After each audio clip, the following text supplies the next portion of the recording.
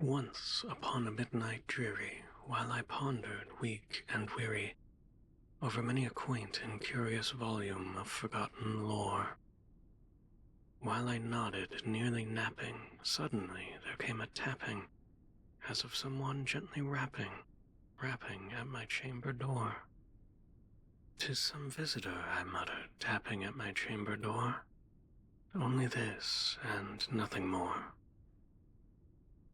Ah, distinctly I remember it was in the bleak December, and each separate dying ember wrought its ghost upon the floor.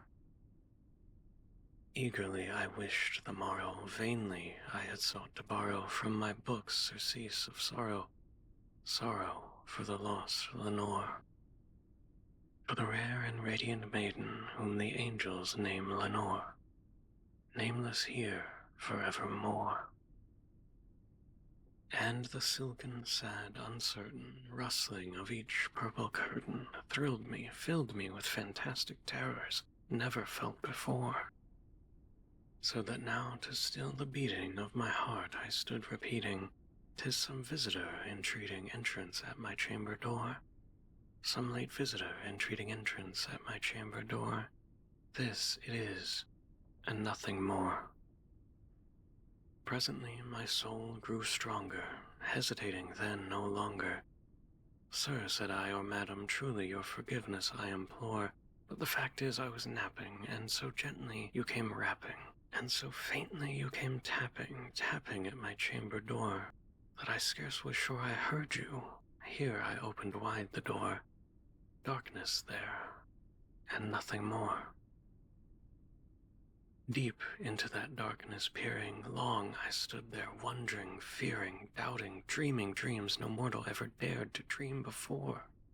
But the silence was unbroken, and the stillness gave no token, and the only word there spoken was the whispered word, "Lenore." This I whispered, and an echo murmured back the word, "Lenore." Merely this, and nothing more. Back into the chamber turning, all my soul within me burning, soon again I heard a tapping somewhat louder than before. "Surely," said I, "surely that is something at my window lattice. Let me see then what thereat is, and this mystery explore. Let my heart be still a moment, and this mystery explore. 'Tis the wind, and nothing more." Open here I flung the shutter, when with many a flirt and flutter, in there stepped a stately raven of the saintly days of yore. Not the least obeisance made he, not a minute stopped or stayed he, but with mien of lord or lady perched above my chamber door. Perched upon a bust of Pallas just above my chamber door, perched and sat, and nothing more. Then this ebony bird beguiling my sad fancy into smiling, by the grave and stern decorum of the countenance it wore. "Though thy crest be shorn and shaven, thou," I said, "art sure no craven. Ghastly, grim, and ancient raven, wandering from the nightly shore. Tell me what thy lordly name is on the night's Plutonian shore." Quoth the raven, "Nevermore."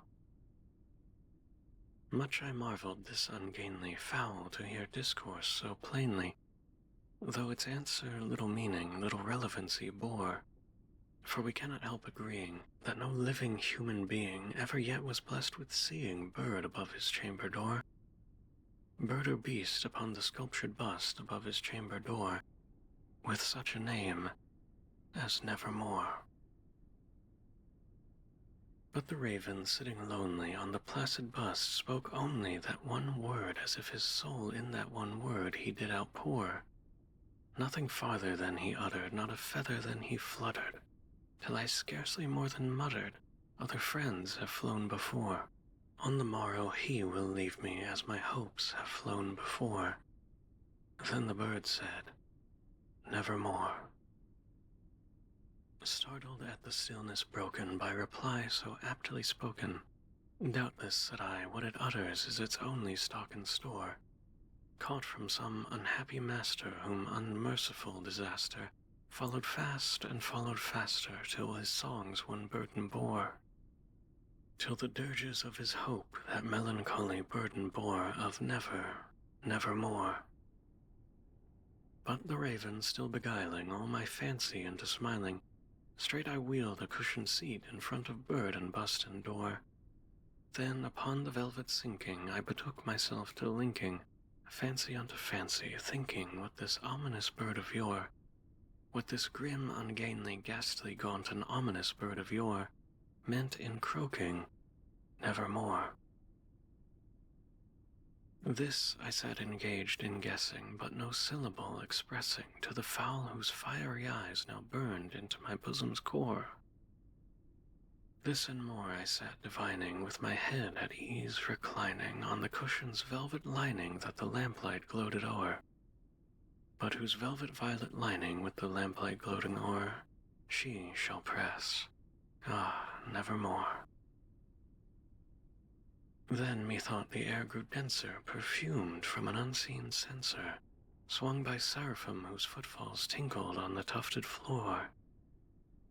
Wretch, I cried, thy God hath lent thee, by these angels he hath sent thee, respite, respite and nepenthe from thy memories of Lenore. Quaff, oh quaff this kind nepenthe, and forget this lost Lenore. Quoth the raven, nevermore. Prophet, said I, thing of evil, prophet still, if bird or devil, whether tempter sent, or whether tempest tossed thee here ashore, desolate yet all undaunted, on this desert land enchanted, on this home by horror haunted, tell me truly, I implore. Is there balm in Gilead? Tell me, I implore. Quoth the raven, nevermore.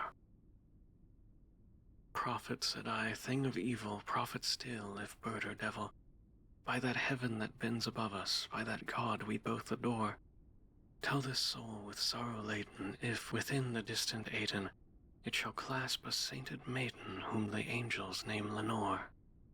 Clasp a rare and radiant maiden whom the angels name Lenore. Quoth the raven, nevermore.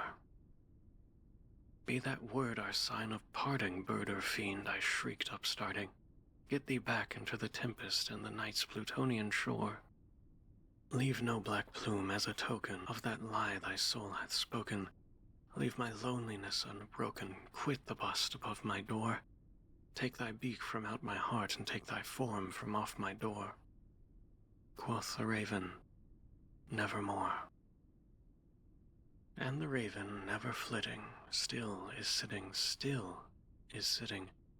on the pallid bust of Pallas just above my chamber door, and his eyes have all the seeming of a demon's that is dreaming, and the lamplight o'er him streaming throws his shadow on the floor, and my soul from out that shadow that lies floating on the floor shall be lifted nevermore.